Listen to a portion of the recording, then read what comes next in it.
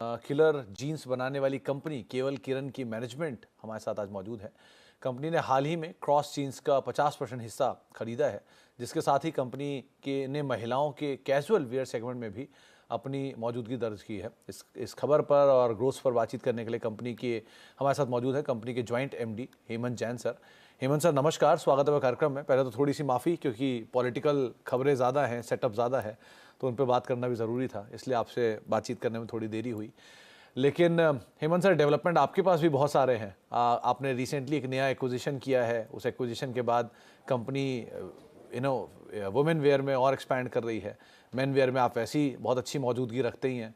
सो कैसा ये एक्विजिशन है, कैसे लाइनअप होगा गोइंग फॉरवर्ड, कैसे आप इसको एक्सपैंड होता हुआ देख रहे हैं, क्या आपने इसके लिए टारगेट्स रखे हैं? हम मेंस वेयर में बहुत ज्यादा स्ट्रांग है और हम लोग लैकिंग कर रहे थे वुमेन्स वेयर ब्रांड्स के लिए। और जो क्रॉस ब्रांड जो हमने एक्वायर किया, मैं उनके ओनर को, फाउंडर्स को पहले से जानता था। और एक मार्केट, और वो ब्रांड अभी तक मार्केट में पूरी तरह से पेनिट्रेट नहीं हुआ है। तो हमें ये लगा कि एक हमें लेडीज सेगमेंट में, क्योंकि आज की तारीख में casual we are missing only in the women's wear segment, तो एक हमारे को वो एक बेनिफिट हो जाएगा। अभी तक ब्रांड पूरी तरह से पेनिट्रेट नहीं हुआ है मार्केट्स में, और एज यू नो किलर बहुत ज्यादा अच्छी तरह से मार्केट में पेनिट्रेट है, तो हम उसे ब्रांड को और आगे लेके जा सकते हैं। तो इस तरह से हमने ये एक्विजिशंस किया, और वो फाउंडर्स को हम पहले से जानते थे।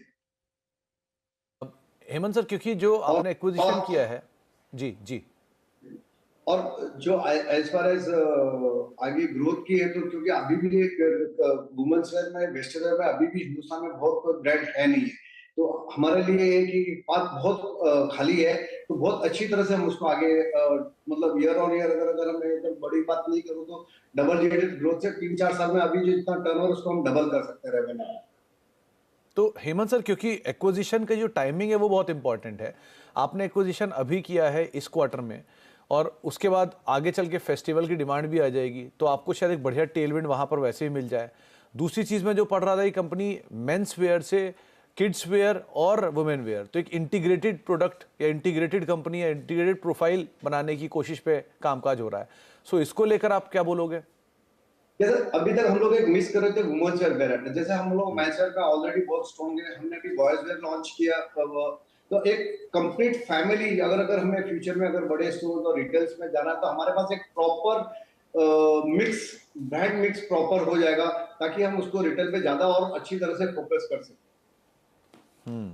और हेमंत सर, क्योंकि मैं कंपनी के ओवरऑल नंबर्स भी देख रहा था, तो जो रियलाइजेशन है वो थोड़ा सबड्यूड रहा है ये क्वार्टर के अंदर, और अप्रैल की जो परसेंटेज सेल्स है वो भी थोड़ी सी सबड्यूड रही है।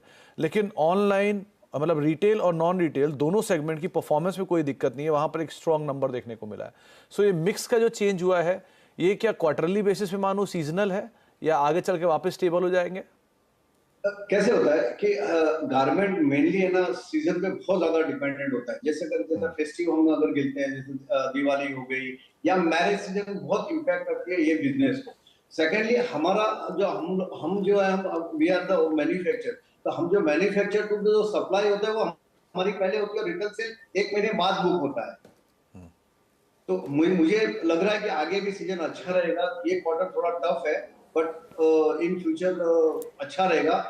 आगे फेस्टिवल भी है, मैरिज सीजन भी है, तो बिजनेस अच्छा ही रहने वाला है। जी, तो हेमंत सर, अभी के लिहाज से देखा जाए तो गोइंग फॉरवर्ड जो आपने नया एक्विजिशन किया है, उसका एक्सपेंशन कितना मार्जिन में सपोर्टिव रहेगा? क्या जो एक्विजिशन आपने किया है ये आपका कैश एक्रूवल से किया है, या कुछ डेट रेस कर रहे हो? किस तरह का एक्विजिशन साइज है?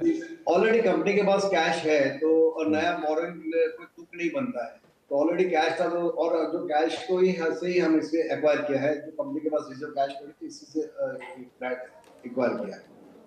और अभी बोरिंग का अभी फिलहाल कोई मूड नहीं है, नहीं करेंगे बोरिंग।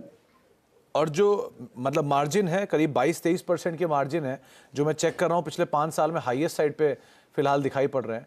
सो जो नए एक्विजिशन है, इससे मार्जिन और एक्रेटिव रहेंगे या कुछ डाइल्यूशन आएगा गोइंग फॉरवर्ड? नहीं, मार्जिन एज इज मेंटेन हो जाएगा, बिकॉज कि जिस ब्रांड, ये जो ब्रांड है ऑलरेडी लास्ट फॉरवर्ड का बहुत ज्यादा स्ट्रांग है। मतलब अगर एक से अगर बताऊं तो नंबर 2 या 3 की पोजीशन में ऑलरेडी ये ब्रांड है। मार्जिन ठीक-ठाक है, प्रॉफिटेबल कंपनी है, तो हमें नहीं लगता कि हमारे मार्जिन्स ऑलमोस्ट उनके और हमारे ब्रांड के और हमारे सेम ही है, तो बहुत ज़्यादा मैं उसमें फ़र्क नहीं देखता। ओके, चलिए बहुत बहुत शुक्रिया हेमंत सर। समय का थोड़ा अभाव था, वरना आपसे हम और बात करते, लेकिन बहुत बहुत शुक्रिया हमारे साथ मौजूद रहने के लिए, और एक बार फिर से बहुत बहुत बहुत बहुत शुभकामनाएं धन्यवाद। इस एक्विजिशन के लिए भी और नंबर्स के लिए भी। उम्मीद करते हैं बढ़िया नंबर्स आने वाले समय में देखने को मिलेंगे। धन्यवाद।